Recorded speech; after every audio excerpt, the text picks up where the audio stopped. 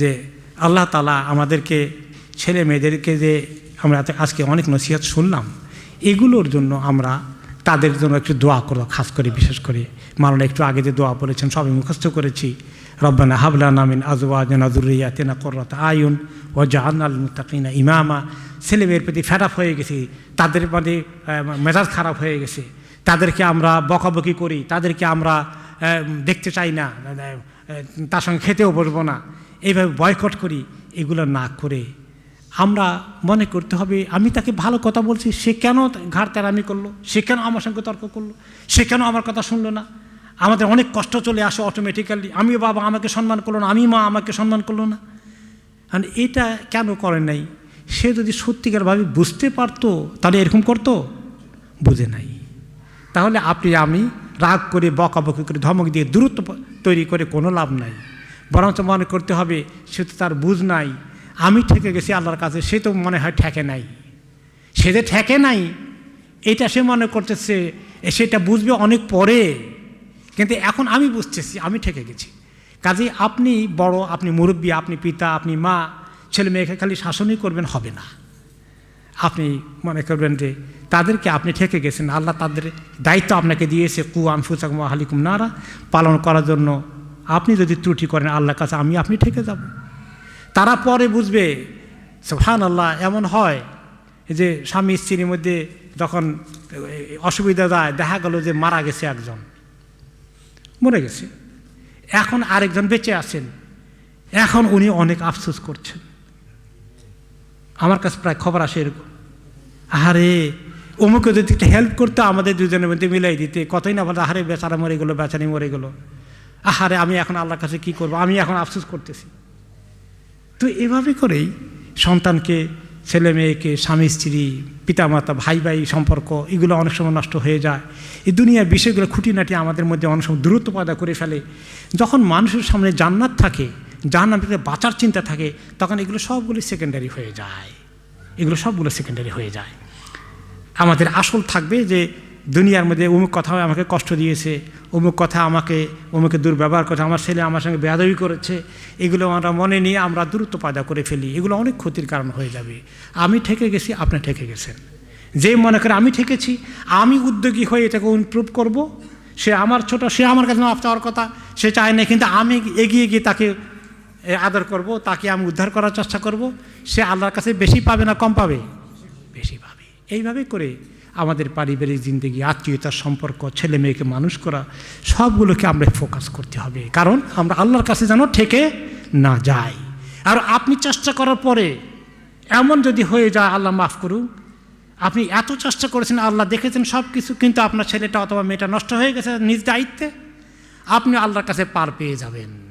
ওয়ালা তাজিরু ওয়াজিরাতুম উযরা উখরা, আরেকজনের গুনাহ শাস্তি আল্লাহ তোমাকে দেবে না, কিন্তু আল্লাহ দেখতে চাইবেন যে আমি আবার হক 100% দায়িত্ব পালন করেছে কিনা।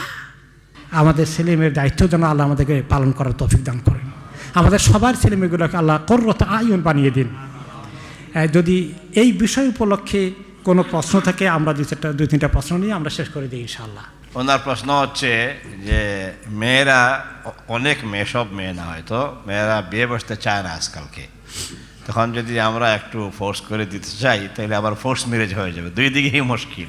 এটার সমাধান কি ওনার প্রশ্ন?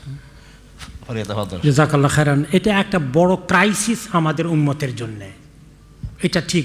অনেক সময় দেখা যায় ছেলেরা তো আতে বিয়ে করতে চায়, মেয়েরা বিয়ে করতেই চায়। এই এক মহা সমস্যা, big crisis in this country. তো এটার জন্য যেটা করা দরকার, এক নম্বরে দিনই তারবিয়ত, দিনই জ্ঞান, দিনই নলেজ তার মধ্যে দিছি কিনা আমরা। শরীয়ত কি বলেছে, নবী করিম সাল্লাল্লাহু আলাইহি ওয়াসাল্লাম কি বলেছেন, ইয়া মা'শারা শাবাব মান ইসতাতা'a মিনকুম বা'আতা ফালিতাযাওয়াজ। তাহলে যাদের পক্ষে সম্ভব তাড়াতাড়ি জোয়ান হয়ে গেলে বিয়ে করে ফেলো। বিয়ে করাটা কি? আগাদ্দু লিল বাসার ও আহসানু লিল ফারজ। এটা তোমার চোখের নিয়ন্ত্রণে তোমাকে হেল্প করবে, তোমার সতীত্বের হেফাজত, তোমার চরিত্রের হেফাজত করার জন্য তোমাকে হেল্প করবে। এবং অনেক হাদিস এসেছে যে বিয়ে শাদীটা দিনদারির জন্য অনেক বড় জিনিস, নিসফুদ্দিন বলা হয়েছে। তোমার দিনদারির অর্ধেক। এই জ্ঞানগুলো আপনার ছেলে, আপনার মেয়ে ঠিক মতো পেয়েছে কিনা।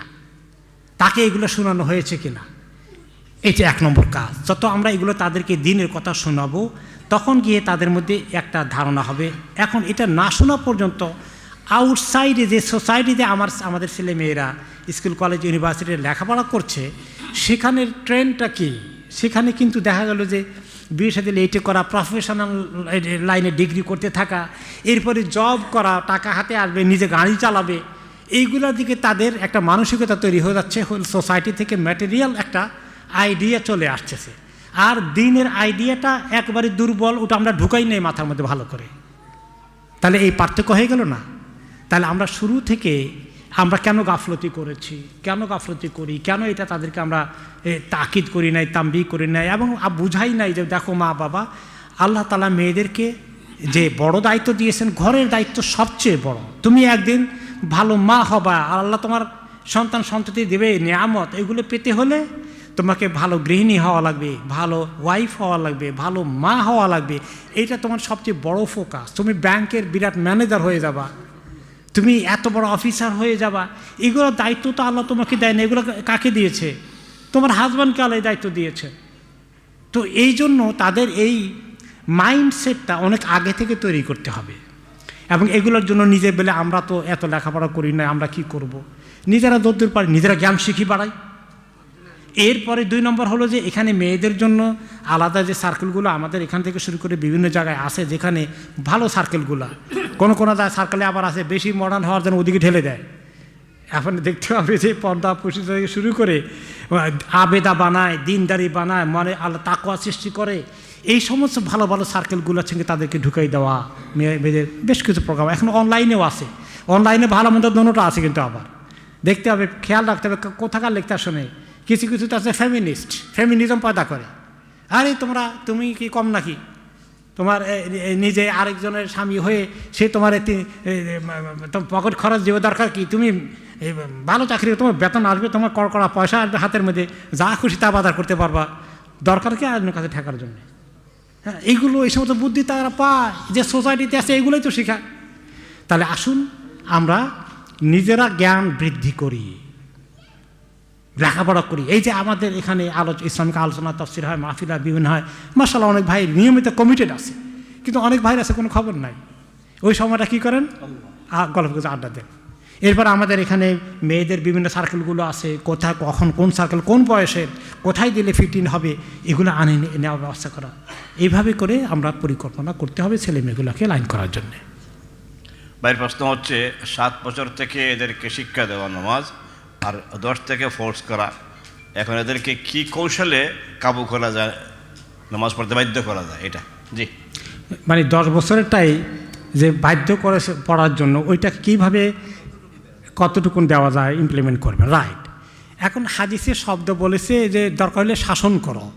এখন শাসন করা মানে ব্যাট দিয়ে পিটানো, এইটাও তো অ্যাপ্রোপ্রিয়েট নয় এই সমাজের জন্যে।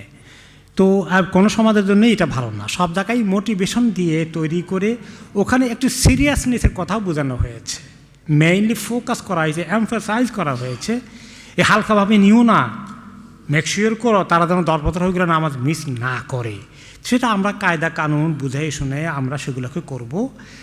ফিজিক্যালি মারধর করতে হবে, নট নেসেসারিলি। এবং আপনি কোন কনটেক্সটে আসেন এটাও তো দেখতে হবে। এই দেশে আপনি যে আল্লাহ মাফ করুন একটা থাপ্পড় লাগাই দিয়ে নামাজ পড়িস নাই কোনো, পরের দিন গিয়ে যদি সে বলে দেয় স্কুলে, তাহলে কী অবস্থা হবে?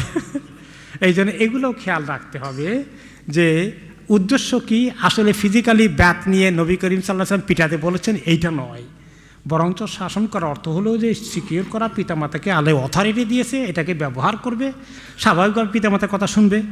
আর এই শোনাটাও যেন হয় বিল হিকমাতি ওয়াল মাউইদাতিল হাসানা। অনেক পিতামাতা আছে তারা বাচ্চাদের সঙ্গে কথা সুন্দর করে বলতে পারে না, কথা সুন্দর করে বলে বাইরে, ঠিক কি না? আবার কোনো কোনো মহিলারা বলে যে আমাদের স্বামীরা বাইরে এত সুন্দর করে কথা বলে, আল্লাহ ঘরেতে বলতে পারে না। আবার মহিলার ব্যাপারে স্বামীর অভিযোগ, দেখছেন অন্য মহিলার সঙ্গে কী সুন্দর করে কথা বলে, আর স্বামীর সঙ্গে কথা বলতে এত সুন্দর ভাষা নাই। তো এগুলো আমাদের কিছু সমস্যা আছে, কথা বুঝতে পেরেছেন? পরিবারের মধ্যে আমরা সুন্দর করে কথা বলতে পারবো না, বাচ্চাদেরকে আদর করতে পারবো না, অথরিটি প্রয়োগ করতে হবে, এগুলো মূর্খতা, এগুলো জাহালাত। কারণ একটি হাদিসে নবী করিম সাল্লাল্লাহু আলাইহি ওয়াসাল্লাম বলেছেন, আল্লাহ তাআলা যখন কোনো ঘরে খায়ের দিতে চান, সেই ঘরে আল্লাহ তাআলা রিজক দান করেন। রিজক মানে কি? নম্রতার তৌফিক দান করেন, নম্রতার পলিসি, সফটনেস দান করেন। তারা একে অপরের প্রতি খুব সদয় আচরণ করে, একে অপরের প্রতি খুব কেয়ারিং, একে অপরের প্রতি খুব কাইন্ড। এই ঘরে, যেই ঘরে এইরকম কাইন্ডনেস আছে, একে অপরের প্রতি শ্রদ্ধা, সম্মান, ভালোবাসা, মমতা আছে, ওই ঘরের মধ্যে আল্লাহ অনেক খায়ের দিয়েছেন। আর যে ঘরে মেজাজ খারাপ, অনেক আছে এরকম, আমাদের দেশে বেশি পাওয়া যায়, এখানেও কিছু আছে, যে স্বামী এবং পিতা এত মেজাজ খারাপ, ছেলে মেয়ে তাদের সঙ্গে কোনো কিছু শেয়ার করে না, তাদের সামনে থাকতেও চায় না, খাবেও না তাদের সঙ্গে একসঙ্গে, আলাদা বসে খাবে। আমরা বারে বারে বলি একসঙ্গে খান, এই কারণে তারা কমফোর্টেবল ফিল করে না। এমনিতে এই দেশের সোসাইটি, তারা ওই আপনার ফ্রেন্ডকে ভালোবাসে বেশি, ঘরের পরিবারের সদস্যদের তুলনায়, পিতামাতাকে তুলনায় জেনারেশন গ্যাপ অনেক ফিল করে। কারণ তারা মনে করে আমার বাবা মা ঠিক মতো ইংলিশ বলতে পারে না, কী কথা বলবো। এটা একটা বড় অভিযোগ। এখন ব্যাপার হলো কি, যদি সত্যি মায়ের মমতার পরিবেশ থাকতো, তাহলে এটা বলতো না যে আমার মা বাবা ঠিক মতো সুন্দর করে ইংলিশ বলতে পারে না, এটা কখনোই বলতো না। কারণ হলো আমরা মায়া মমতার পরিবেশ দিয়ে লালন পালন করতে পারিনি। ইংলিশ না জানতে পারাটা গুড লেভেলে, এটা কোনো গুনাহ না, এটা কোনো ক্রাইম না, কিন্তু আমরা চেষ্টা করলে কিছু তো শিখতে পারি, সেটাও দরকার। আর আমাদের আচার ব্যবহার যদি তাদের সঙ্গে এরকম মায়া মমতার সম্পর্ক থাকে, কম ইংলিশ বললেও তারা কিন্তু অনেক সম্মান করবে, রেসপেক্ট করবে, কারণ সে জানে আমার মা বাবা আমাকে অনেক আদর করে, তারা অনেক মহৎ, অনেক মহান, তারা আমার সবসময় কল্যাণ চায়। এরকম আমাদের আচার ব্যবহারে তারা কিন্তু এটা রিয়ালাইজ করবে। আপনি যদি একতরফা ভালো হন, এটা অসম্ভব ছেলে মেয়ে আপনাকে পছন্দ করবে না। অ্যাগ্রি করলেন? যদি একতরফা আমি ভালো হতেই থাকি, আমি তাদের সাথে মায়া মমতা সম্পর্ক রাখি, তাহলে তারা আমার থেকে দূরে সরে যাবে, এটাকে চিন্তা করা যায়? নো। আমি ভালো ব্যবহার করলে মাঝে মধ্যে হয়তো একটু দূরত্ব হতে পারে, মাঝে মধ্যে আমি একটু গরম হলাম, তারাও একটু তর্ক করেছে, কিন্তু তারা যদি ফিল করে আমার পিতামাতা আমার জন্য অনেক কল্যাণকামী, তারা আমার অনেক খেয়াল করে, এইটা যদি সত্যি আমরা করি, তাহলে একদিন না একদিন সে বুঝবে। এইটা আপনি আশা রাখতে পারেন। কাজেই আমরা চট করে চটায় ধমক দেওয়া এবং দূরত্ব পয়দা করা, একটুখানি ঘাড়তাড়ামি করেছে, সবর করেন, সবর লাগবে আমাদের, ছেলে মেয়ে মানুষ করতে অনেক সবর লাগবে। একটুখানি একটা চারা কথা বলেছে যেটা বলা ঠিক হয় নাই, আপনি ওই সময় তাকে কারেকশন করবেন না আর একটু পরে মুড ভালো হলে করবেন? এইখানে আমরা ফেল করি। অনেক পিতামাতা এই সময় কি করবে, তুমি কেন এটা বলছো, এটা কেন বলছো, তুমি জানো আমি কি, আমি তোমার বাবা, আমি তোমার মা, ওইখানে তাকে কারেকশন করি। যত আপনি বলেন তত তার মেজাজ খারাপ হয় না ভালো হয়? তাহলে বুদ্ধিমানের কাজ কি, না এখন তাকে আমি কথা বলবো না। ওয়াইদা খাতাবাহুমুল জাহিলুনা ক্বালু সালাম, এখন সে জাহেল হয়ে গেছে, তার সঙ্গে এখন আমি কথাবার্তা না বলি, ঠান্ডা করি, প্রসঙ্গ পাল্টিয়ে ফেলি, সালাম, শান্তির দিকে চলে আসি, আর কথা বাড়াই না। অনেকেই বুঝে না, না না আপনি যদি এখন না বলেন তাহলে সে জীবনেও শিখবে না, এক্ষুনি শিখাইতে হবে তাকে। It doesn't work this way. এই জন্য আল্লাহ তাআলা বলেছেন বিল হিকমা। হিকমা অর্থ কি? মা ওই যে হাজার সুন্দর ভাষা, এখন তো আমি সুন্দর ভাষায় কথা বলতে পারবো না, কারণ কি এখন আমার মেজাজ খারাপ। বিলিভ মি, আমি নিজে এটা এক্সারসাইজ করে দেখছি যে এই সময় তাকে আমি যদি মানা করি অসুবিধা হবে, সে এটা নিবে না, তার কষ্ট বাড়বে, আরও বেয়াদবি না করলে ভিতরে ভিতরে জিদ তৈরি হয়ে যাবে। বেটার এখন না বলা, একদিন পরে বলবো অসুবিধা কী, 2 দিন পরে বলবো অসুবিধা কী। এবং ঠিকই আপনি দেখেন, ট্রাই করে দেখেন, 2 দিন পরে, 3 দিন পরে, 1 দিন পরে তুই বলেন যে বাবা ওই সময় যে কথাটা বলছিলা, তখন মায়ের সঙ্গে তর্ক করছিলা, বা তুমি এই কথাটা এইভাবে একটু মেজাজ, এটা কি ঠিক হয়েছে বাবা, এটা কি ঠিক, আর তাকেই বলেন এটা কি ঠিক হয়েছিল বাবা, তখন সেই বলো আমি সরি, আসলে আমার এটা ঠিক হয় নাই। কিন্তু আমি ওই সময় সরি আদায় করতে পারবেন? এইটা আমাদেরকে শয়তান বলে না না না এই সময় ঠিক কর, না হলে জীবনে ঠিক হবে না। This is the mistake we do. আল্লাহ আমাদেরকে গাইড করুন। বারাকাল্লাহ।